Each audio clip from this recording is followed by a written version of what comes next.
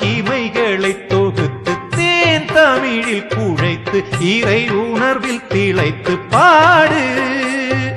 சரவண பொய்கையில் அருள்கின்ற முருகனை தாங்கிடும் தாமரையாக்கு என்னை படைத்திட்ட முருகனும் திருவடி பணிந்தேன். பாக்கள் பாட இசை ஞானமெனதாக்கு. திருச்செந்தூரின் திருக்குமரன் இவன் மூத்தவனோ அந்த யானை முகன் சிவபாலன் இவன்